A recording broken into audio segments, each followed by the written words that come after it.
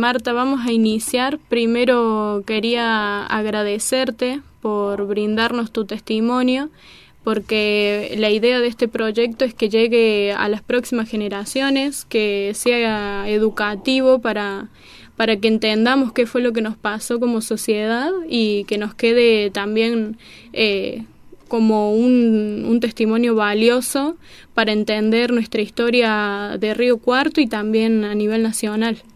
Así Bien. que queremos darte las gracias y que inicies contándonos cómo comenzó tu lucha. A mi hermano Corcho lo secuestran un 15 de abril, un 15 de febrero del año 77. Lo secuestran, lo desaparecen y después, según supimos por testimonios muy posteriores, lo fusilan. Yo soy él era el hermano mayor, Ignacio Manuel Corcho Cisneros, y yo soy la segunda hermana, Marta Olga Cisneros, y él me había puesto como apodo Patora, así es que los 20 años que viví en Río Cuarto, porque desde hace 50 y pico estoy viviendo en Córdoba, la gente de Río Cuarto, incluidos mis alumnos de la universidad, me recuerdan como la Patora. Para identificarme como Marta, no me conoce casi nadie. Se lo llevan y entonces quisiera contar un poquito la historia de esta búsqueda, porque es una búsqueda. Sí, por favor. Empezamos a viajar en cuanto llamamos a 2 o 3, fundamentalmente a 2 amigos de él que no sabían nada de nada. Comenzamos a viajar con mi padre, Manuel Cisneros, Córdoba, Río Cuarto, Córdoba, de manera enloquecida, porque se suponía que él era ¿Tu el papá que, y vos? digamos, el padre del desaparecido. Claro. Y entonces todas las policías, la puerta camino a la escalera donde funcionaba el comando del tercer cuerpo, hasta mi padre consiguió una entrevista con el que era intendente de los milicos, Romanuti, de la municipalidad de Córdoba capital, porque a él se lo llevan de Córdoba capital. En ese tiempo a mí me llega por intermedio de unos compañeros de trabajo que eran militantes. Yo nunca fui militante, o sea que yo estaba más perdida que todos juntos. Me llega la noticia en mi trabajo de que por un llamado telefónico de alguien que tenía acceso a estos lugares, me confirmaba que ellos lo tenían, que le hacían el cargo de militante montonero activo. Esas fueron las 3 palabras que no se me borraron nunca. Y seguramente me tenían ubicada a mí, porque en cuanto esta persona levantó el teléfono y dijo quiero averiguar por alguien, le hablaron de mí. Cuando llego a mi casa con esta primera noticia, después de un mes de no saber nada de nada, a los 3 días a mi padre le da un infarto que se salvó de casualidad. Entonces le prohibieron absolutamente todo. Y quedé yo a cargo de esta pequeña tarea. Yo me quería volver a Río Cuarto para estar con ellos, y mis compañeras de casa, éramos todas estudiantes, vivíamos acá, éramos 4. Me convencieron de que yo iba a ser más útil en Córdoba que en Río Cuarto, y por lo tanto me quedé acá y empecé a deambular. La puerta una vez cada 15 días, gracias a una jefa en el laburo que tenía que me dejaba salir. Yo iba con mi papelito, con los datos del Corcho, a la puerta del comando, me atendía la guardia, hacían la ficción de que iban a averiguar algo, volvían, no hay nada, no lo tenemos, hasta que un día me dicen, sí, señora, puede pasar. Y yo, atravesando esos campos de la comandancia, dije, bueno, ¿qué va a ser de mí? Yo siempre he sido muy miedosa, horrorizada, pero ya estaba camino a. Me atendieron 2 tipos, de cuyos rostros no recuerdo nada, he borrado todo de mi cabeza. Digo no recuerdo nada porque después los vi a todos sentados durante el juicio y no pude reconocer a nadie. ¿Qué hicieron? Me preguntaron que mi hermano, que si yo sabía lo que hacía mi hermano, que me sirvieron café, todo muy amablemente, y salí de ahí con vida y de nuevo al vacío. Yo no tenía contactos de ninguna naturaleza, hasta que alguien me dice que en un lugar de la calle San Jerónimo, al lado de lo que hoy es el registro civil, había un pasillo largo al fondo de una galería, de las tantas galerías de Córdoba, en donde había gente que se ocupaba de este tema. Y ahí fui, porque yo ya no sabía más qué hacer que las cartas del Ministerio del Interior al arzobispado. Bueno, hicimos todo lo que hacía la gente, más mi madre, que decidió empezar a ir a Buenos Aires, y dio la coincidencia de que la primera vez que fue a la Ronda de las Madres fue la primera ronda, la del 30 de abril del 77. O sea que mi mamá, nos enteramos por el página 2, que era una de las de la primera marcha, porque nosotros no sabíamos que esa era la primera marcha. Bueno, mi mamá, a quien todos ustedes conocen como la Antonia. Antonia Iraola de Cisneros, como a ella le gustaba que le dijéramos. Resulta que retomo el pasillo negro y largo al fondo. Había una chica mucho más joven que yo y me dijo que ellos habían conformado un espacio que se llamaba Familiares de Desaparecidos y Detenidos por Razones Políticas. Y lo quiero decir con todas las letras porque fue mi lugar de acogida desde ahí y hasta varios años después, porque no me desprendí de ellos, empecé a ir y empecé a trabajar con ellos, con los familiares. En Córdoba, acá en Capital, a pesar de que se terminaron después haciendo las marchas de los jueves con los pañuelos blancos, nunca se fundó Madres de Plaza de Mayo. Entonces, el organismo de referencia, y los quiero recordar con todo el cariño y el agradecimiento que me merecen, a esta que fue la institución que llevó adelante lo que era la búsqueda que todos hacíamos. En esa búsqueda hubo varias actividades hasta que llegó un día en que se decidió a salir a la casa de cada una de las personas que había presentado alguna renuncia en familia, alguna denuncia en familiares, y a mí me tocó con una viejita porque como yo era de la generación de los desaparecidos, a mí me cuidaban ellas. Claro. Bueno, hice una gran amistad con esta vieja e íbamos casa por casa. Habían hecho un formulario muy estricto, muy preciso en cuanto a los datos y qué sé yo, porque toda esta acumulación que se fue haciendo de documentación, de testimonios durante todos estos años, que no se podía hacer otra cosa más que ir a alguna marcha de vez en cuando, de las pocas que hubo, tienen un valor. Claro que se ha perdido, digamos, pero todavía tengo en mi cabeza el logo de Familiares de Córdoba, que es esa figurita de los recortes de figuritas todas igualitas tomadas de la mano. Bueno, en Familiares, estando yo ya en Familiares, totalmente integrada, etcétera, un día cae el bombazo de que habían llegado de Europa, lo que después se llamaron los grandes testimonios. Te estoy hablando ya, Alfonsín ya había sido elegido, o sea, estoy ya en los albores de la democracia, y habían llegado con lo que todos queríamos que nos dijeran dónde estaban, por dónde habían pasado, quiénes los habían matado, etcétera. Sobrevivientes, 4 de ellos, todos en el exilio por aquel tiempo, se juntaron. Una de esas sobrevivientes se llama Graciela Geuna y es de Río Cuarto. Piero Di Monte, Teresa Meschiati, mira, me anoté los nombres porque los quiero nombrar a los 4. Liliana Callizo, se juntaron e hicieron una lista con todos los datos que ellos habían acumulado estando en La Perla y otro tipo de información, y en esa lista estaban desde la A, Abad Ana Catalina, nunca me voy a olvidar que así empezaba esa lista, hasta el final de los casos que ellos tenían registrados, aunque fuera con la más mínima información. Ahí ya había como, digamos, estaba como el corazón de la información que se necesitaba, primero para los familiares y después para lo que fueron los juicios, que es como la gran historia mía alrededor de este tema. Yo no lo quise leer, no lo quería leer porque tenía terror a que fuera peor de lo que había imaginado, porque yo todos los días me imaginaba una cosa distinta. En los diarios, por supuesto, no salía nada. Después, buscando, en un archivo de La Voz del Interior, porque hay casos, hay como perlitas en estas historias, ¿no? Una chica que había juntado en una pieza de su casa día por día todos los ejemplares de La Voz del Interior porque algún día iban a servir. Con esos ejemplares pudimos reconstruir de cómo había sido esta historia en la prensa. Claro.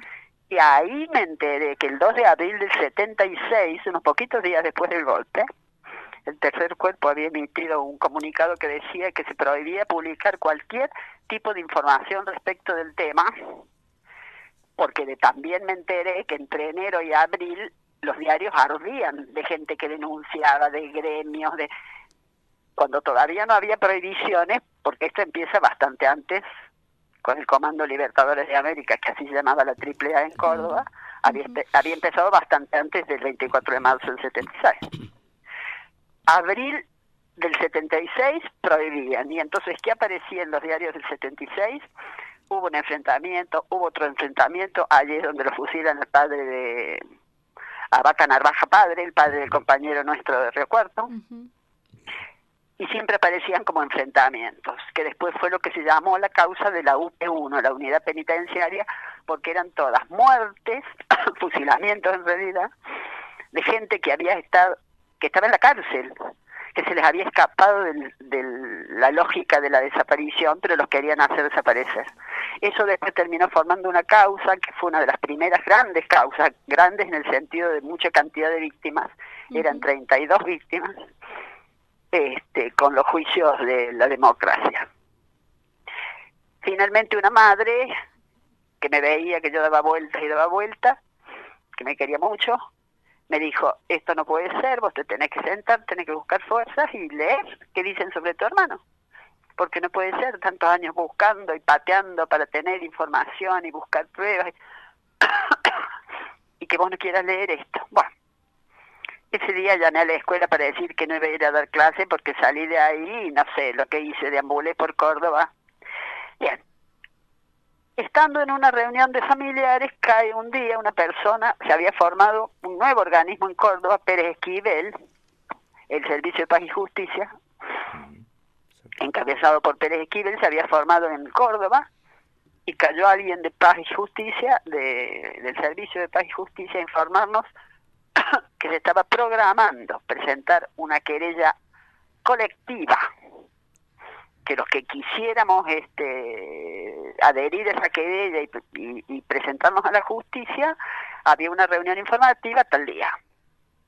Bueno, ese tal día fui a la reunión informativa, yo quería presentarme a la justicia, con mis hermanos no estábamos todos de acuerdo, pero yo dije, yo esto lo voy a hacer, les guste, no les guste, no sé, algunos querían buscar el cuerpo, otros querían, claro, pero la única que andaba dando vuelta era yo, entonces les dije, bueno, cada uno que haga lo que quiera, yo me meto en esta. Bien. Y ahí nos explicaron que la idea era conseguir la mayor cantidad posible de casos para que fuera una querella masiva. Y entonces, allí conozco algunos nombres, quiero que queden en mi voz. Allí conozco, la primera persona que conozco se llama Liliana Lesgar, hermana de Susana Lesgar, la fusilada en Trelew, y hermana de 3 hermanos más desaparecidos, eran 5 y quedó solamente ella. Ella era una de las, había estado en París hasta noviembre, octubre del 83, cuando llega la democracia, y se había venido porque ella había estado en lo que se llamaba la famosa campaña anti-argentina en París, ella había estado a la cabeza de esa campaña en París. Después me enteré con el tiempo. Liliana Lesgar. Bueno, allí la conozco, una amiga de la cual nos separó la muerte, porque ella se murió hace unos años, pero después no nos separamos nunca más. Para estos tiempos que corren, en que es todo tan inmediato, quiero dar algunas fechas porque la querella se presentó en febrero de 1984. Y la sentencia de los juicios tanto el de la UP1 como el de la Perla, que fueron los dos grandes juicios en el sentido de masivos, son sentencias del año, la de la Perla del año 2016, la de la UP1 un poquito antes. Yo estuve en esas dos querellas con la abogada María Elba Martínez, que fue con ella y Liliana Lejar, que armamos un pequeño grupo para dedicarnos a esto, porque el desafío de la querella era que, como todos hemos aprendido a ver tanto policial, había que juntar pruebas. Y acá lo que no había eran pruebas, no había cuerpos, por empezar. Por empezar. Bien, entonces, febrero de 1984 hasta agosto del 2016, 40 años dando vueltas hasta que finalmente el juicio se hizo. Cuando se presenta la querella, era la primera querella colectiva que se presentaba en el país. Por supuesto estaba Pérez Esquivel, vino Miñones, que es el fundador del CELS, y había algunas otras personalidades de nivel nacional, porque era una cosa realmente grande, ¿no? Entonces yo estaba como yo fui a Río Cuarto y me empecé a conectar con la gente de Río Cuarto a ver quiénes querían adherir a la querella.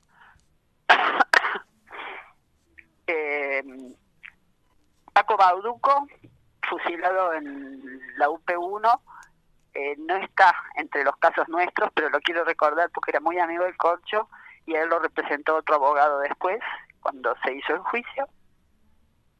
Pero el que sí estuvo en manos de la doctora María Elba Martínez fue Vaca Narvaja padre, que tenía varios casos de la unidad penitenciaria número 1. María Elba Martínez, que también se ha muerto, por eso la quiero nombrar.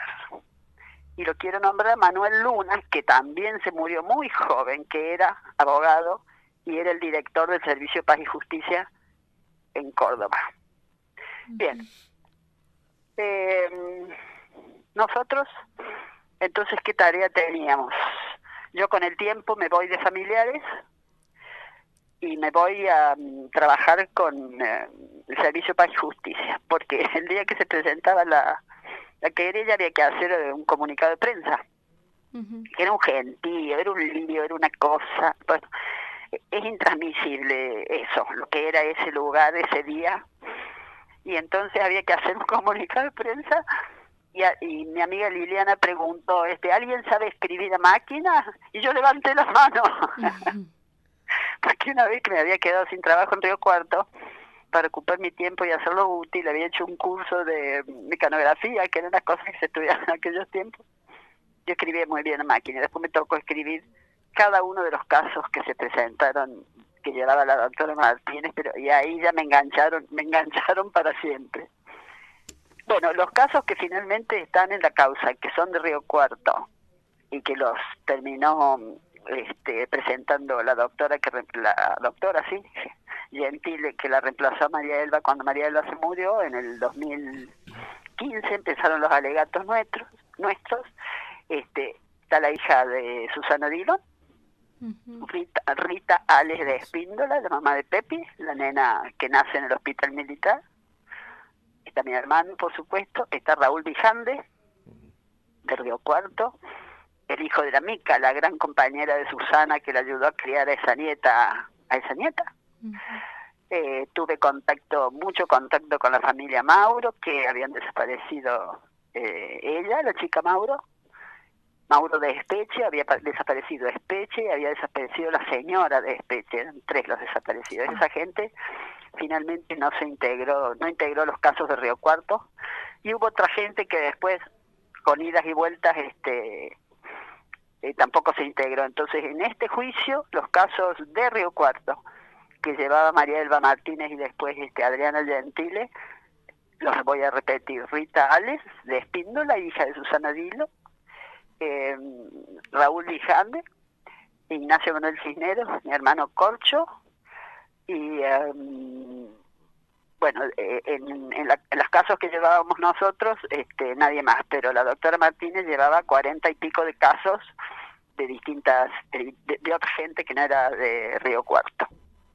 Bueno, y ahí empezó el trabajo de ser útiles y empezar a aprender. Yo soy licenciada en letras, imagínate lo que sabía. Empezar a aprender qué hacía falta para poder empezar a presentar querella, que hacían falta pruebas. Entonces todo ese trabajo que se había hecho durante todos esos años, que lo único que podíamos hacer era juntarnos y buscar llenar formularios, y todo ese trabajo se empezó a volcar porque en las causas, aunque sean como de 800 casos, como fue por eso fue tan largo el juicio de la Perla, que duró casi 3 años, cada uno de los casos debía ser presentado como un caso particular, con sus pruebas, con sus imputados, con sus acusados, etcétera.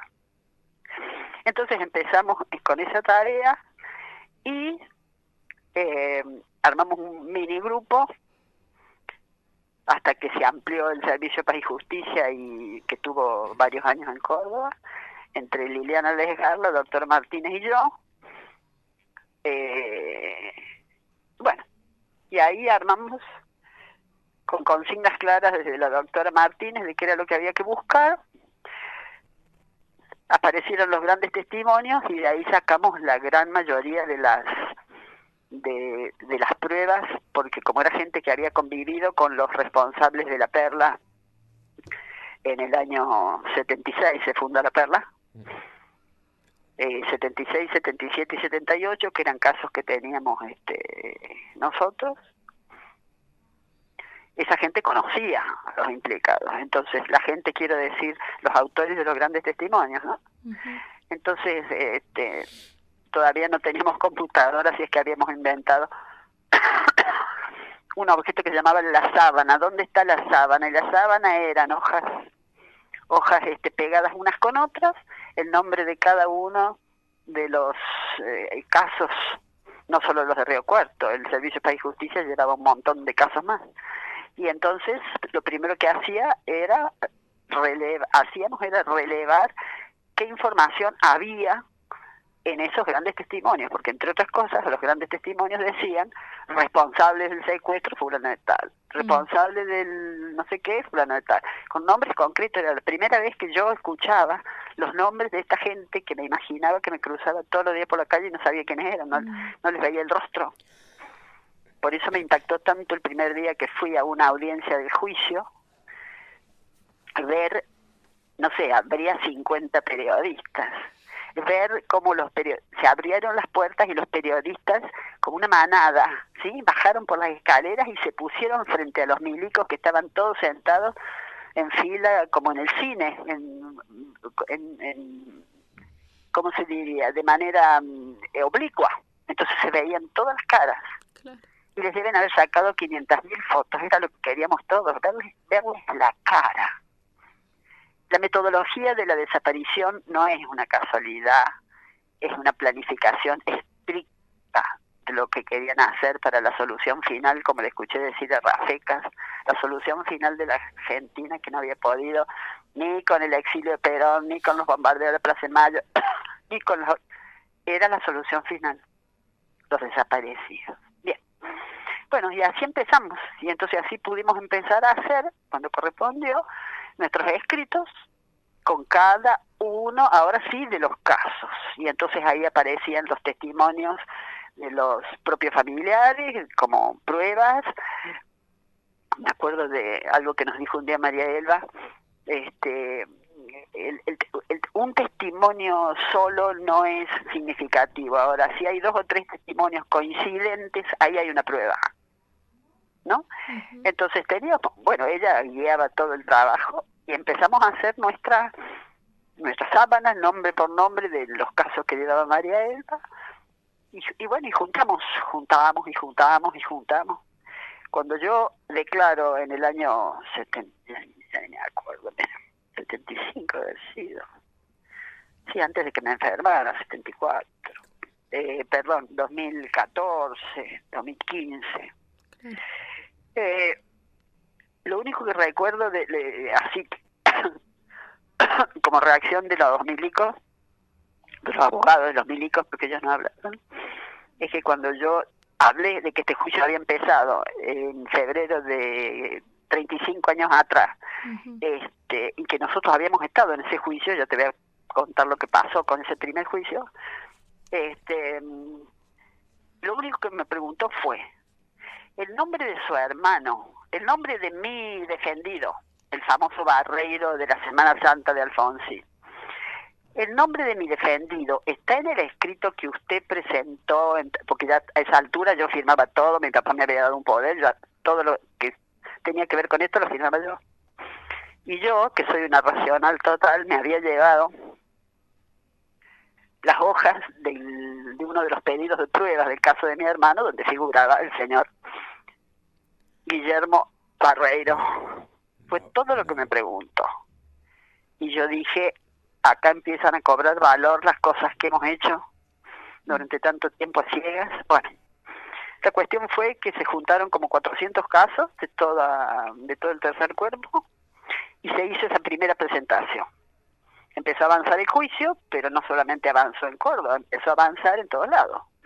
Y entonces la gente empezó a presentar querellas y se le complicaba a Alfonsín la cuestión de juzgar a las juntas y nada más, porque en las querellas las juntas no aparecían los nombres de los pichis, de los que ejecutaban, de los torturadores, los fusiladores, etcétera.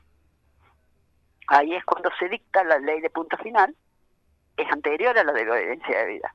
La ley de punto final, según la cual había tiempo para presentar querellas hasta diciembre de tal año. Yo no me acuerdo si ya había sido el gran juicio, pero era hasta diciembre.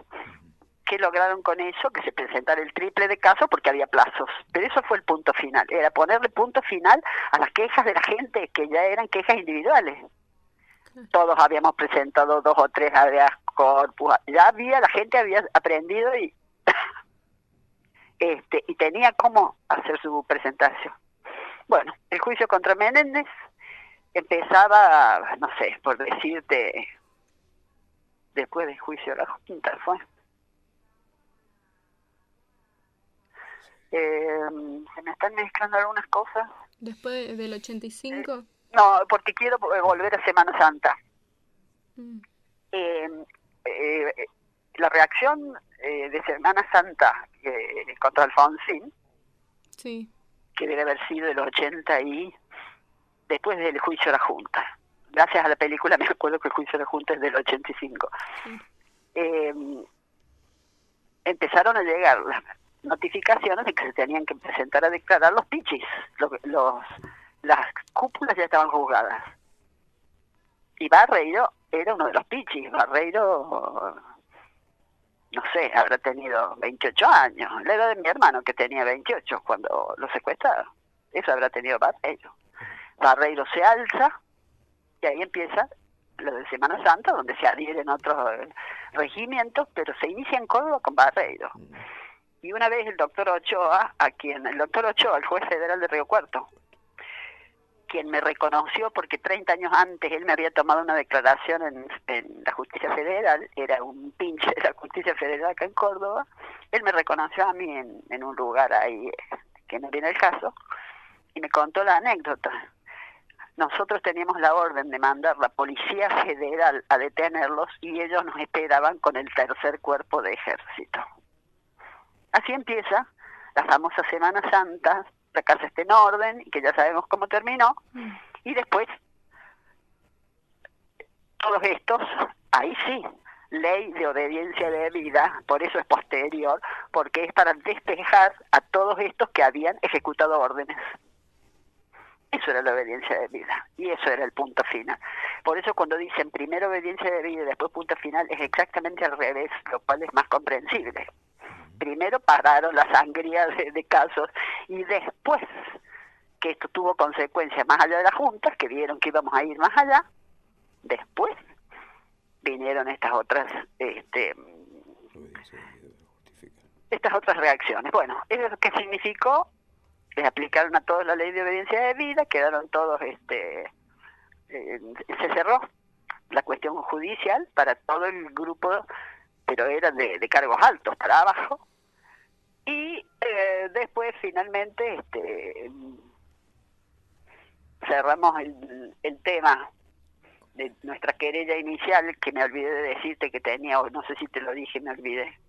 que tenía 400 y pico de casos, todos mezclados, la unidad penitenciaria con la Perla, con la Ribera, todos mezclados los lugares porque todavía no había tantas precisiones ni tanto tiempo de elaboración. Y ahí fue cuando lo que se cancela es el juicio. Faltaban 15 días para que empezara, porque Menem, porque creo que ahí vienen los indultos de Menem.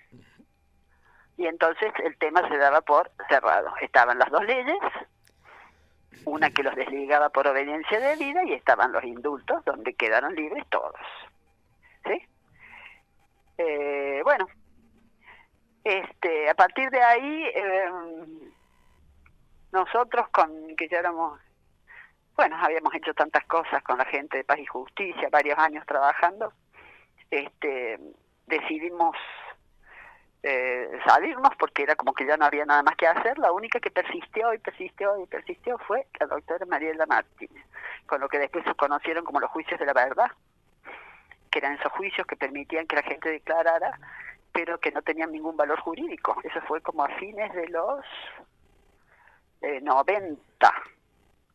Bueno, nosotros ya no estábamos ni con el tema de los juicios, ni con el Servicio Paz y Justicia. Habíamos, Liliana era muy amiga de un conocido pianista, Miguel Ángel Estrella, al cual secuestran. Y Miguel Ángel Estrella, que fue el fundador de Música Esperanza, no sé si has escuchado nombrar esa organización. Él vivía exiliado en París, finalmente sobrevivió y se fue a vivir a París, pero había fundado esto y era muy amigo de Liliana Desgar, así es que fundamos en Córdoba una filial de Música Esperanza y nos conectamos con gente para ir a los barrios, a los jardines de infantes, con gente de las artes, y entonces íbamos y dábamos talleres y un trabajo más vinculado con lo social, íbamos a algunas villas. En esos años Liliana, habíamos conformado este otro espacio, habíamos conseguido gente nueva vinculada con estas otras cosas, las talleristas, las músicas, las pintoras, una experiencia muy muy hermosa, que culminó en el 2004-2005, después de nuestra última gran cuestión, que fue publicar un libro con materiales para repartir en talleres para formar a la gente de las villas. Ahí empezamos a trabajar con los comedores infantiles que tenía Cáritas en toda la ciudad de Córdoba, eran como 35, y empezamos a ir a todos esos lugares llevando talleres de formación, porque los que cuidaban de los niñitos era gente del propio barrio. Imagínate con qué herramientas, para dar herramientas. Bueno, segundo ciclo de los juicios, 2010, principios del 2010, un día me llama María Elba Martínez. Nos peleábamos mucho con María Elba. Sí, teníamos discusiones y Liliana era la que ponía los paños fríos, pero porque, ella criticaba mucho el racionalismo y yo le decía, si no me tuvieras a mí, que soy la más racional de las tres, no sé qué harías con tus papeles, le decía yo, y seguí escribiendo a la madrugada porque había que presentar un escrito. Bueno, estas son las pequeñas cosas de la vida cotidiana. Me llama y me pide ayuda, me dice que me necesita porque va a empezar el juicio de la UP1 y necesita mi ayuda, porque yo había estado muchos años en el tema, porque conocía un montón, porque sabía cómo trabajar con ella. Ya no estaba Liliana, o sea que las peleas las tenía que solucionar yo. Y ahí arranqué con el expediente de la UP1. Yo ya me había olvidado de absolutamente todo y me di cuenta, en esos años que habían pasado, la cantidad de trabajo que había hecho ahora sí la justicia después que cayeran las leyes de impunidad, que esas son obra del trabajo político de Néstor Kirchner, nunca me lo voy a olvidar. Entonces era impresionante, ya no tenía nada que ver con mi historia de búsqueda de datos, ya estaban todos los datos, porque el juicio estaba empezado, todo empezaba el juicio. Y entonces ahí me puse a trabajar con María Elba en lo que yo sabía hacer.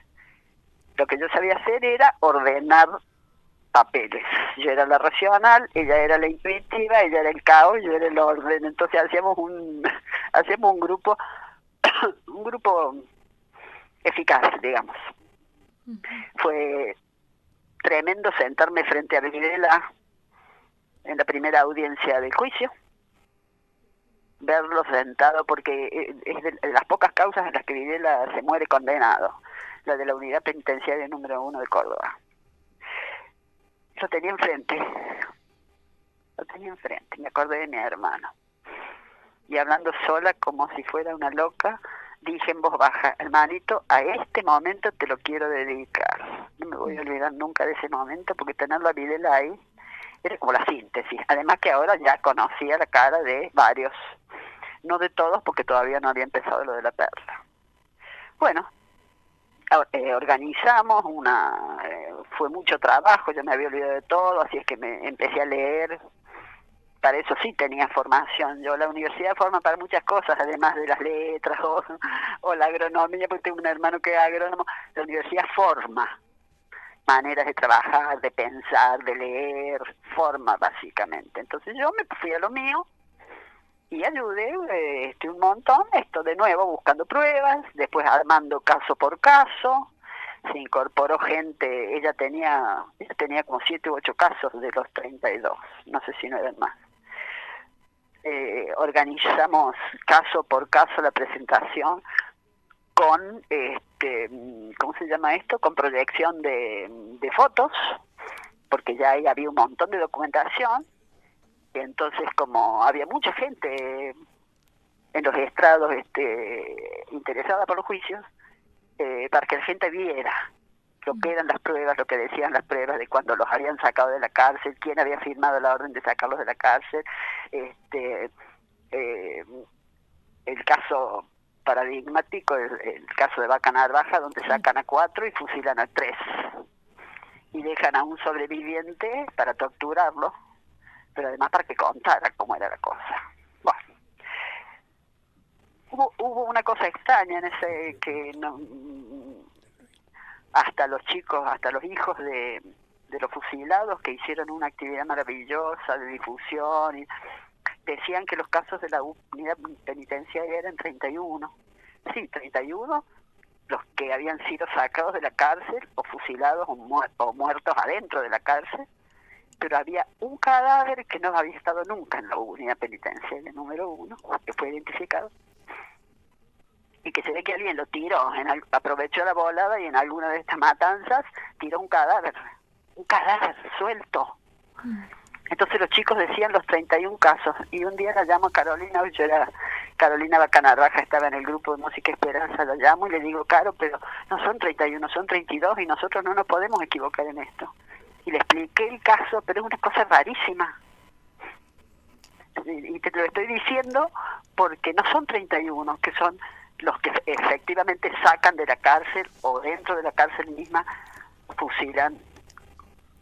Son 31 más uno, otro pobre desaparecido cuyo cadáver había sido tierra de nadie, y aprovecharon en esta multiplicidad de horrores que cometieron, ¿sí?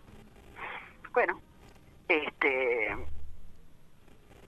ya María Elba estaba enferma y empezó a empeorar, y se venía el juicio 2, que era el juicio grande, donde teníamos como 40 casos.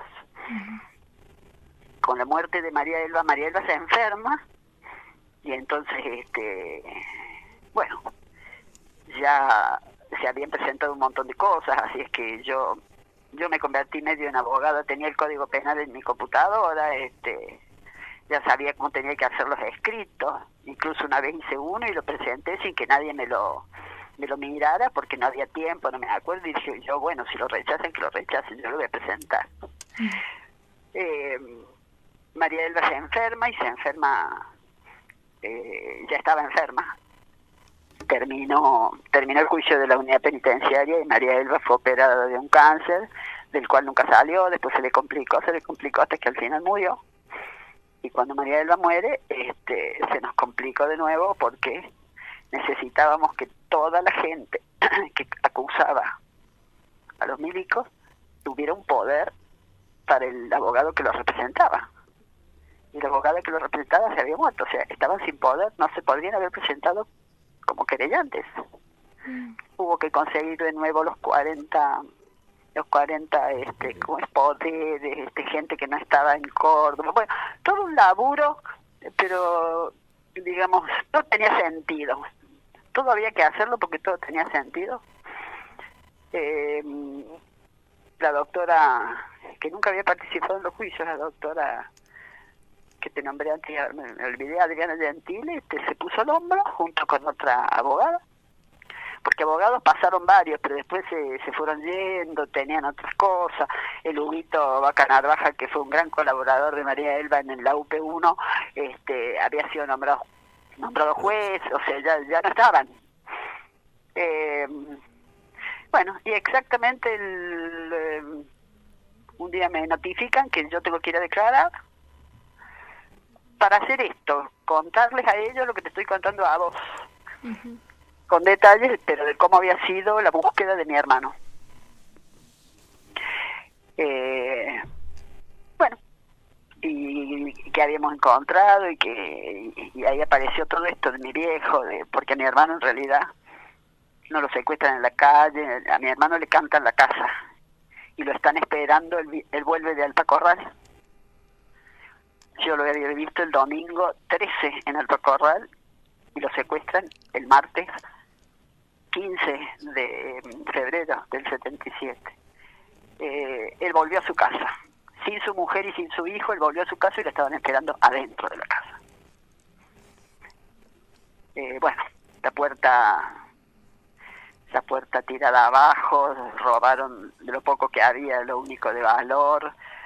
Habían pintado una leyenda de montoneros en la pared de la casa, como que habían sido los montoneros los que habían hecho el secuestro, qué sé yo. Todo este tipo de cosas, más llevé todos los documentos y les llevé un documento del Ministerio del Interior, que después de verlo tantas veces me di cuenta de qué se trataba. Habían terminado por imprimir, en lo que en aquella época ni siquiera eran fotocopias, se llamaban extensiles, un formulario. Uh-huh. Y lo único que hacían cuando vos escribías al Ministerio del Interior era rellenar ese formulario y mandarte la carta. ¿Cómo se notaba? Y porque lo escribían con una máquina de escribir que no siempre le salía justo en la línea, o que era más oscura que el color del impreso. Entonces tenían un formulario para responder por los desaparecidos. Y todo el formulario era uno solo, todos decían lo mismo. Se habían convertido en un número de formulario. Ahí había una prueba más, ¿sí?, de que no te contestaban a vos. Ya tenían preparado lo que te iban a decir desde antes de recibir tu carta. Lo único que hacían era constatar quién se ocupaba y quién no se ocupaba. Bien. En el juicio grande, el de la Perla, participé, fui a algunas audiencias, declaré para contar la historia de esta búsqueda, porque lo que requerían eran datos del caso, y declaré el mismo día en que mi hermano hubiera cumplido los años. Me habían dado la fecha de declaración para otro día, que era una semana antes, y yo me di cuenta y hablé con la gente que también los quiero nombrar, el grupo de protección de testigos, que me ayudaron un montón, formado por psicólogos. Todo había sido bancado por el Estado Nacional y organizado por la gente del juicio, para contemplar los distintos aspectos de lo que era un juicio, ¿no? Los testigos éramos todo un tema, entre los que habían sobrevivido, que la pasaron peor que yo, que digamos, estaba atravesada por las emociones y por los terrores y por no sé qué. Y ellos me ayudaron a resolver un montón de cuestiones que yo no podía resolver porque estaba demasiado pegada al tema, ¿no? El grupo de cuidado de los testigos. Ellos me ayudaron mucho en mi testimonio, me acompañaron todos, vinieron, mis hermanos estaban todos, vino el hijo de Corcho, Mariano, y su madre, que había formado una nueva pareja y todo, pero su madre lo acompañó, estuvieron todos acompañándome el día de la declaración. Bueno, y poco tiempo después apareció mi cáncer, y exactamente el día que a mí me estaban operando del cáncer, nuestra abogada empezaba lo que se llaman los alegatos caso por caso de los casos que llevaba María Elba. Un año después, con las quimios en el medio y etcétera, pude ir con mi pañuelo porque estaba pelada, pude ir a la lectura de la sentencia, encontrarme con un montón de gente, porque en ese sentido hubo muchas instancias sanadoras para los que andábamos por la vida desolados. Familiares, para mí fue la primera, porque fue la primera que encontré, familiares, la Comisión de Familiares de Detenidos y Desaparecidos. Las reuniones con los propios familiares que habían entablado la querella, que nos juntábamos y hablábamos y traían elementos, ya eran todos elementos reparadores, porque sentías que estabas en un mundo que tenía en común con vos un montón de cosas que te protegían, que te... ¿sí? Yo no tenía ningún tipo de experiencia, ya te lo dije, nunca fui militante, entonces para mí fueron todos espacios sanadores. Bueno, y esto de la multitud con la lectura de la... Por supuesto no se podía entrar en el coso porque estaba lleno de gente, de los importantes. Estábamos todos en la calle, pero era mejor porque ahí me volví a encontrar. Era como estar en una marcha el 24 de marzo, que fue el otro espacio reparador que empecé a extrañar cuando mi amiga Liliana se murió, porque íbamos juntas siempre los 24 de marzo a la marcha. Las marchas que ustedes están haciendo, todo esto es un valor que yo no sé si se logra calibrar, nosotros lo podemos calibrar, pero esto forma parte de nuestra historia. Y otra pequeña cosa que quiero decir, que es de estos días en que todo está en cuestión de nuevo, si son 30.000, no son 30.000, si había 2 demonios, había un demonio, bueno, todo lo que escuchamos, ¿no? En el medio, cuando se empieza a discutir si las Fuerzas Armadas tenían que salir a la calle por lo del narcotráfico, ¡oh! Sorpresa, yo que escucho poco porque si no la cabeza se me revienta. ¡Oh, sorpresa!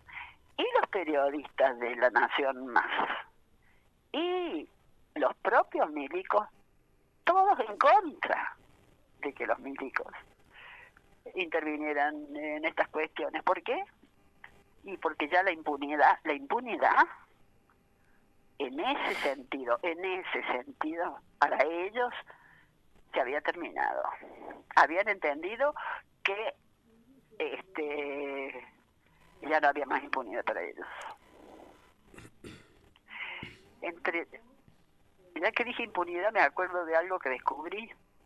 Yo devoraba todo lo que eran documentos, búsqueda de pruebas, yo lo devoraba porque yo tenía como una ansiedad de encontrar cosas que a mí me explicaran, yo tenía como un vacío. Y un día revisándolos, porque con la justicia de por medio, los milicos abrieron archivos, menos las listas de los desaparecidos, que quién sabe quién las tendrá, yo estoy convencida de que existe. Teníamos los legajos de los milicos.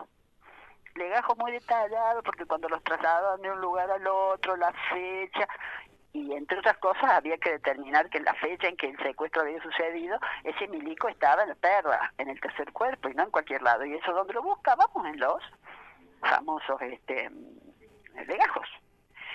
Me encuentro con el legajo de Barreiro, que terminó siendo un tipo totalmente conocido. Bueno, me encuentro con el archivo de Barreiro, con el legajo de Barreiro, y resulta que había tenido un problema entre el 76 y el 77 porque no le habían dado un ascenso, ¿no?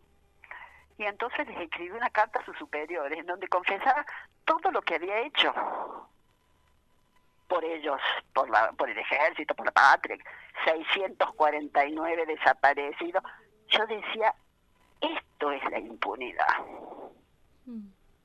Esto era la impunidad. La pusimos esa carta en todos los alegatos nuestros, donde Barreiro había participado en el caso. Todo contaba. Y estaba en su legajo, por supuesto. No le dieron bola, no lo ascendieron. Él después tuvo su Semana Santa, pero era un tipo terrible y temible, como casi todos, pero con un perfil muy angustiante. Bueno, el día vuelvo estoy un poco mezclando, me resulta difícil acción totalmente coherente de las que a mí me gustan. Vas perfecto, Marta. El día de la lectura de la sentencia, un día hermoso, lleno de gente, qué sé yo, y yo había llevado impresos un poema que le habían dejado a mi mamá entre los tantos largos años que iba a la Plaza de Mayo y volvía y nada, iba y volvía.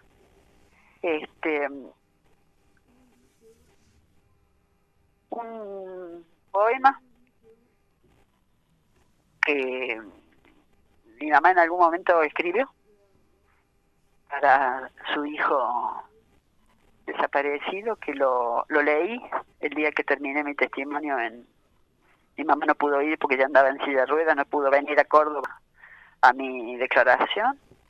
Leí al final el poema de mi mamá, y entonces me gustaría, sé que lo leen, que ustedes lo tienen, sé que hay un cuadrito en la Casa de la Memoria, pero nunca lo he escuchado por mi voz, y en homenaje a mi madre, que hizo tanto, y a ustedes que tanto la cuidaron, la quisieron, la visitaban, los chicos fundadores de Hijos, el Julián y el Colorado, los que estaban antes, los que están ahora.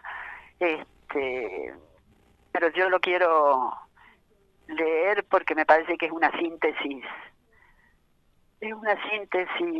muy de mi mamá, donde está, digamos, lo amoroso y lo político todo a un mismo nivel.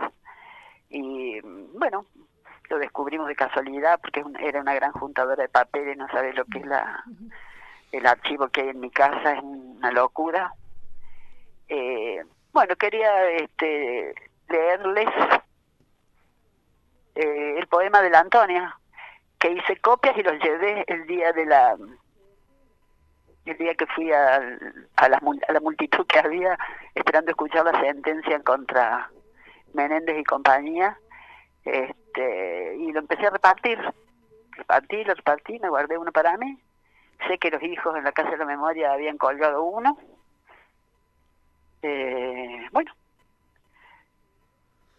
entonces te lo leo y después si querés me haces alguna pregunta, no sé, porque me he salteado un montón de cosas que tenía más o menos anotadas, pero no me he olvidado de nombrar a los que quería nombrar. Que para mí era como una deuda. Bien, no sé, Karen. Sí, adelante. Sí. Sí. Bueno, el poema se llama Desaparecidos. Lo escribió y lo tenía escondido entre los miles de papeles que tenía, hasta que un día, sentadas a la mesa, arreglando diarios y todo eso que ella tenía, le digo, ¿y eso que tenés ahí? No, son las cositas que he escrito. Bueno, le digo, mostrámelas. Y tenía esto que para mí es una joya, me deslumbró y me sigue deslumbrando, y cada vez que lo escucho por supuesto que me emociona, ¿no? Está firmado por una madre de la plaza, un compañero muy amigo. Me dice, ¿cómo una madre de la plaza? ¿Por qué no pusiste el nombre de la Antonia? Le digo, porque así como ella habla de todos, ella es una madre de la plaza, que son todas, ¿no? Uh-huh. Esto lo aprendí ahí, que no luchábamos por Ignacio Manuel Cisneros, el Corchito, luchábamos por todos. Uh-huh. Y todos eran iguales y en todos había que poner el mismo empeño, ¿no? Eso lo aprendí ahí, fíjate vos, de grande ya, porque yo ya tenía 30 y algunos. Bueno, y acá está firmado una madre de la plaza, y abajo dice día de sentencia, 25 de agosto de 2016. El poema se llama Desaparecidos. A mi hermano, la última vez que lo vemos es en Alpacorral todos, después no lo ve nadie más, nunca más. Siempre los buscaremos. En el aire polvoriento del camino, al paso de un río presuroso, entre el verde frescor de las hojas o el bajo o bajo el tibio manto de la noche. Ahí está el Pacordal, claramente, ¿no? Pero ya lo sabemos. Allí donde un hermano sufra ese duro vivir de la pobreza injusta, allí encontraremos una madre de la plaza día de sentencia. Hermoso. Bueno, sé que lo leyeron en el acto que hicieron, que como mi hermana es la que está en Río Cuarto, sé que lo leyeron un día que hicieron un hermoso acto, cuando se presentó el libro de las cartas de Capitán. Sí. Sé que lo leyeron este poema y sé que anda dando vueltas por ahí, bueno, pero yo lo quería poner. Y otra cosa que sí quiero decir, que quede en mi voz, yo me hice amiga durante estos últimos años de un tío del Vaca Narvaja que está en Río Cuarto, que se llama Gustavo Adolfo Vaca Narvaja, que fue el que lo saca a todos al exilio de la embajada mexicana en el año 76, después que lo secuestran al padre. Gustavo volvió a Córdoba después de jubilarse, estuvo muchos años trabajando en el sur, es médico, y se había puesto el propósito de ir todos los días a todas las audiencias, las de su hermano mayor, que es el padre de Hernán, y a las otras también. Y entonces tengo ante mis ojos un libro que se llama La Jauría del 76, Gustavo A. Vaca Narvaja, y tengo mi ejemplar, se los quiero, creo que te lo prometí a vos, lo tengo para ustedes, para que vaya a la Casa de la Memoria, porque él hizo, es un libraco enorme, una recopilación de testimonios del juicio a los perros, de la mega causa. Y me parece que es invalorable, tiene un valor de recopilación enorme, y porque también lo admiro mucho a Gustavo, lo quiero mucho, somos amigos, pero el libro tiene un valor enorme para la memoria. Entonces creo que la Casa de la Memoria tiene que tener, si es que no lo tiene ya y no lo llevó el de Hernán, no sé, y quiero que lo tengan ustedes. ¿Sí? Uh-huh. Sí, gracias, Marta. Bueno, ya te lo haré llegar con alguno que venga, o cuando yo vaya, estoy yendo poco a Río Cuarto. Bueno, les quiero agradecer a ustedes por todos los jóvenes que durante todos estos años y tantos, a mi mamá la verdad le han dado un cariño, unas visitas, la han tenido siempre muy protegida, y eso no se olvida. Mi vieja era una buena persona, pero ustedes, las sucesivas etapas después que apareciste vos, la han acompañado mucho a mi mamá, así es que eso lo agradeceré eternamente. Pobre mi vieja, con su hijo querido, bueno. Y la vamos a tener cuidada también en la memoria de cada uno de nosotros que trabajamos ahí en la casa, y a quienes le contamos de ella cada vez que van niños a talleres, cada visita en la casa está su memoria ahí, y bueno, que también compartirte eso, que su lucha está presente todos los días. Bueno, me alegro mucho porque, bueno, eso, hemos sobrevivido, más maltrechos, menos maltrechos, pero hemos sobrevivido, así que como dice, ¿quién es que lo dice? No me acuerdo si la Tati Almeida o Estela, no sé si sobrevivimos a Videla, sí, no sé, viste, como yo estoy más vieja, pero bueno. No solo sobreviviste a Videla, sino que también lo tuviste enfrente y lograste condenarlo, fue parte también tuya esa. Esa escena cuando lo vi, yo no sé por qué a María Elda se le ocurrió ponerme al costado donde iban los fiscales, ahí me encajó a mí, para mí que quería mostrar que ella tenía mucha gente trabajando con ella, porque por ahí se peleaba con la gente, bueno, y quedé a 7 metros de Videla, así, y me acordé del corcho, y dije, bueno, y esta sí la quisiera contar. Sí. Yo siempre me pregunté para qué iban a servir estos juicios cuando recibía como algunas críticas, no solo de algunos de mis hermanos que quería otra cosa, sino de otra gente, ¿no? Uh-huh. Entonces yo me había convencido a mí misma que era el legado que yo le iba a dejar a mi sobrino, al hijo del corcho. Uh-huh. cuando empiezan el feriado del 24 de marzo y los actos del 24 de marzo, esto tiene que ver con el presente, ¿no? Con una parte del presente. Y los niños van a la escuela y a los jardines y qué sé yo, y hablan del 24 de marzo. No sé, yo estaba en la casa de Mariano, el hijo del Corcho, que tenía un hijo de 6 o 7 años, tenía su hijito. Y una vez yo salí de la pieza y sin comerla ni beberla me enfrentó y me dijo: ¿vos ahora te vas a pelear con los militares? Se ve que le había contado la historia de su abuelo y que yo me había ocupado de las cosas, qué sé yo, porque me implicaba directamente a mí. ¿Vos ahora te vas a pelear con los militares? Y yo entreví en ese pelear el mismo terror que había sentido yo cuando me encontraba con alguno de ellos en las marchas, que finalmente supe que eran ellos después de verles la cara en el juicio. Y le dije: no, yo no me tengo que pelear con nadie. Mira, yo le llevé todas las cosas del abuelo Concho y de otros más a uno que se llama señor juez. El señor juez se encarga ahora y ahí los tiene sentados, presos. Yo no me tengo que pelear con nadie, así es que vos tranquilo. Ah, bueno, y se fue. El día que se enteró que el padre venía a Córdoba porque yo iba a declarar, él lo quería venir a conocer al señor juez. No sé qué habrá pensado, pero él lo quería venir a conocer al señor juez. Y yo ahí me di cuenta que iba mucho más allá de su padre poderle dar esa respuesta a un niño sin vacilar, porque era de la verdad.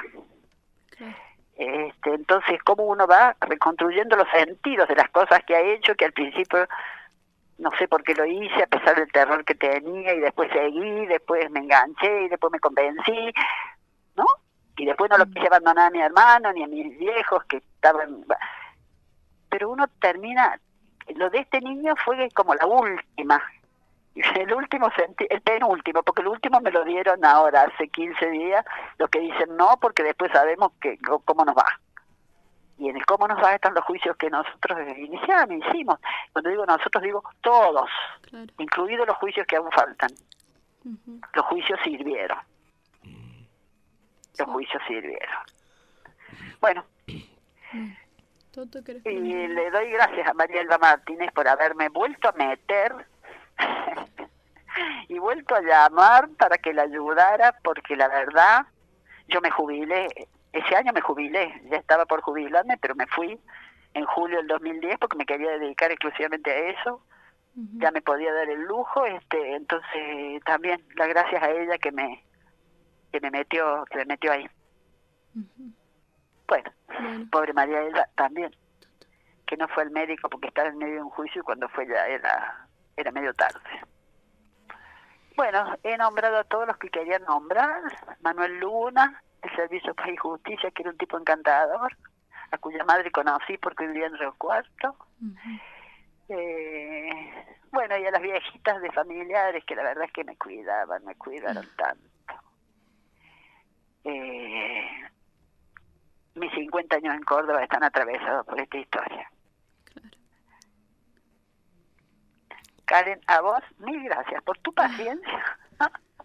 No, por entender mi situación. Verdaderamente estoy un poco achicada, tecnológicamente achicada, por eso no lo hemos podido hacer con otros medios un poco más modernos, pero como yo admiro la palabra, no le tengo miedo a la palabra, me pareció que podía ser valioso lo mismo, así que agradezco que hayan buscado los medios para poder llegar hasta acá. Y la verdad, muchas gracias a vos en lo personal, porque te has ocupado con mucho amor, y eso me deja tranquila. Estamos re agradecidos porque es muy valioso tu aporte. Es muy valioso y has sido profundamente clara con toda la historia. No hubo necesidad de preguntarte nada, porque fuiste aclarando a medida de que yo me iba surgiendo algo, lo ibas aclarando en tu testimonio. Bien. y bueno, nada, estamos muy, muy agradecidos de haberte escuchado y bueno, de lo que nos estás dejando. Mis alumnos decían que yo era una buena profesora. Sí, sabe que sí, Decían que yo era una buena profesora, o sea que debo tener parte de eso metido en lo que ha pasado hoy, ¿sí? Uh-huh. Bueno, Un abrazo fuerte y nos conoceremos acá algún te día. te quiere saludar Toto Levi. Bueno. ¿Cómo estás, bueno, Marta? Sí. ¿Qué tal? Hola, compañero. ¿Qué tal? ¿Cómo estás? Te mando un abrazo enorme. Mirá, Bueno, he estado gracias. Mi escuchándote. admiración por vos también, que estás ahí al pie del cañón. Por favor, este es lo menos que uno puede hacer, ¿no es cierto? En homenaje a todos los compañeros que Así es.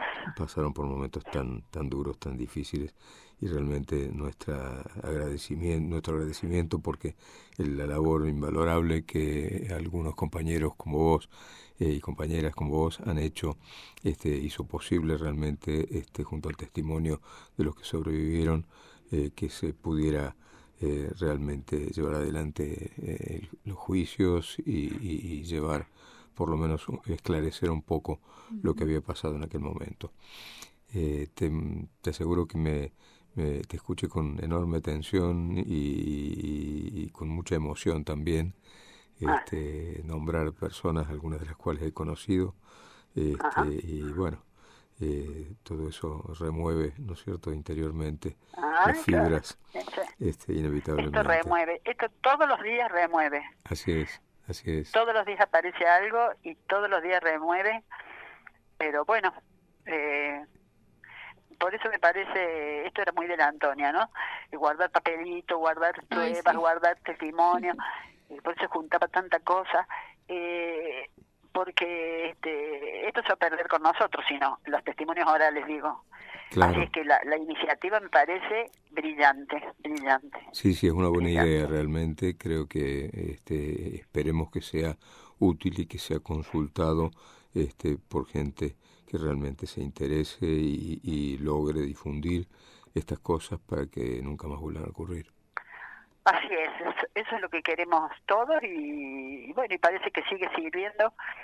Yo, esto que comenté de los periodistas y los milicos, diciendo atenti, ojo con meterse en cosas raras porque mira que están en cana, ¿no? Claro, claro. Esto dije, esto no me lo hubiera esperado nunca, que ellos valorizaron, le dieran el valor que tiene, por supuesto, para ellos, para la seguridad de ellos, pero esto es acabar con la impunidad, aunque sea un poquito, un cachito, ¿viste? Exactamente. Aunque sea un cachito. Exactamente, es poner un límite. Además, ante tanto negacionismo, escuchar estos testimonios nos demuestran que esto pasó y que tenemos que recordar para que no vuelva a ocurrir.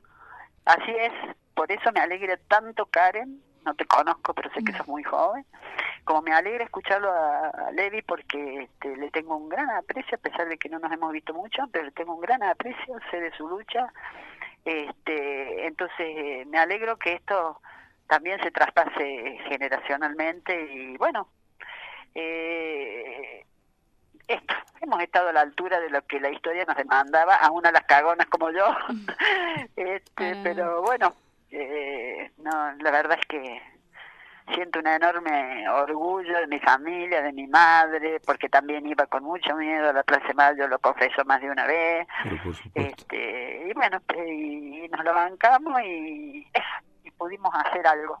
Claro. Y a mis amigas, por eso las he nombrado tantas veces, la Liliana Legar, que era una joya de inteligencia y de sensibilidad, y bueno, y es de los tantos nombres perdidos, ¿no? Así es que me alegro mucho haber podido dejar este testimonio para que lo escuche alguno. Y el libro de Gustavo, que acá lo tengo para ustedes, bueno, por si no creen que lean.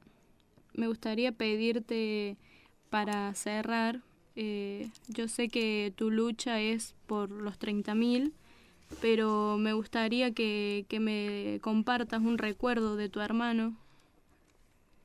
Si pudieras. Ay, un recuerdo de mi hermano. Yo una descripción también. Mi hermano se fue a estudiar. Yo lo vi a mi hermano hasta los 17 años. Se fue a estudiar y después nos veíamos una vez por año y nada más. Entonces, me recuerdo a mí misma sentada. Yo lo admiraba mucho. Sentada en el comedor de la Antonia, él tocando la guitarra, cantando Pato Sirirí, que es una música del litoral, y yo embobada escuchándolo. Entonces, un día le digo a mi psiquiatra, estaba mezclando dos hermanos, el más chico y el más grande. Entonces me dice el psiquiatra, pero que usted estaba enamorada de Pepe, que es el más chico. No, le digo, yo a Pepe le cambiaba los pañales, del que yo estaba enamorada era el corto, le digo. Y se levanta el tipo, me da la mano y me dice, mire, la felicito, porque hay que ser corajudo para decir una cosa así. Yo lo admiraba mucho, bueno, él tenía una barra, era un tipo seductor, viste, tenía una barra de amigos, bueno, qué sé yo, y se la jugó por esto. Cantaba una canción, una anécdota de mi hermano. Mi hermano vivió conmigo en Córdoba cuando salió fugado de La Plata. Se vino solo, después vino la familia. Uh-huh. Vivió entre julio del 76 y octubre, noviembre, que alquilaron una casa. Entonces, mis compañeras de casa, todas estudiantes, acordaron, sabían de la situación, acordaron y estaba clandestina en mi casa. Uh-huh. Entonces yo lo escuchaba cantar, porque el canto era su sustancia, ¿no? Y cantaba una samba de Ramón Navarro, un poeta y músico sanjuanino, que se llama Patio de la Casa Vieja. Uh-huh. Cuando yo le escribo, porque finalmente le escribimos cartas individuales a las sobrevivientes que estaban en Europa para que nos mandaran un testimonio específico del caso que queríamos. Por ejemplo, yo, como ella era de Río Cuarto, había sido amiga de mi hermano Jorge, el otro varón, otro de los varones, yo le escribo y le digo quién soy, qué sé yo. Ella lo ha reconocido al corcho en La Perla del Vamos. Uh-huh. Del Vamos. Entonces escribe un testimonio muy, muy detallado, digamos, asesorada, era un testimonio que fue como prueba en la causa. Y pone en un momento del testimonio que lo habían mandado no sé a dónde, de La Perla, con los automotores, qué sé yo, nunca he querido ir a La Perla, no lo soportaría. Y que se la pasaba cantando un tema que se llamaba Patio de la Casa Vieja. Mm. El mismo tema que cantaba los últimos días que yo lo tuve en mi casa de Córdoba antes de que se fuera a su casa clandestina, que después conocí porque mi cuñada nos dijo de dónde era. Bueno, él seguía con su Patio de la Casa Vieja. Ese era mi hermano, un gran cantor, sí. Bueno, y yo estaba enamorada. En el sentido de la gran admiración que yo tenía por él, ¿viste? El tipo que estaba afuera, que se había ido a estudiar afuera, yo me da cuenta que era encantador, que las minas lo seguían, que tenía un montón de amigos, y que cantaba tan hermoso, algunas veces cantábamos juntos, nos peleábamos mucho como buenos hermanos, pero eso. Gracias, Marta. Bueno. Karen, un abrazo enorme, nos lo daremos personalmente cuando la vida lo diga y pronto. Gracias. Espero que pronto. A todos, muchísimas a todos gracias, los que Marta. están detrás de esto, que me parece verdaderamente muy muy creativo y que va a servir porque ya está sirviendo, o sea que va a servir. Exactamente. Si esperamos 40 años para tener sentencia, ¿cómo no vamos a esperar otros 30 para no sé qué, viste? Por eso lo de la cantidad de años tiene sentido, porque son luchas muy largas, muy largas. Esperemos que no sean tan largas. Esperemos no. Te prometo, Levi. Sea más breve. que llegue el juicio prometo que de no Río Cuarto. No, socorro. No me quiero poner a hablar de política porque lo voy a poder todo. Socorro. Pero esperemos que no sea tan larga. Esperemos que no. Por respeto a vos y a tu generación, Levi, que nos han dado tanto. Bueno. Gracias, querido. Abrazo a los dos. Y para cuidar a nuestra generación también. Para cuidar nuestra generación también. Sí, bueno, y sí. ¿Vos cuántos años tenés, Karen? 23. ¡Oh, por Dios! ¡Socorro! ¿Te das cuenta? Bueno, pero... ¿Te das cuenta? Está bien encaminada la chica. Está bueno. Ahí hubo algo que prendió y está bueno. Así es que más alegría todavía. Claro, 23 años. Claro. Es realmente un aliciente. Abrazo uno para cada uno y gracias por haberme escuchado. Al contrario, gracias a vos por todo. Esperamos verte pronto. Un abrazo grande y esperamos verte por acá. Bueno, abrazo. Chau. Gracias, Marta. Cariños.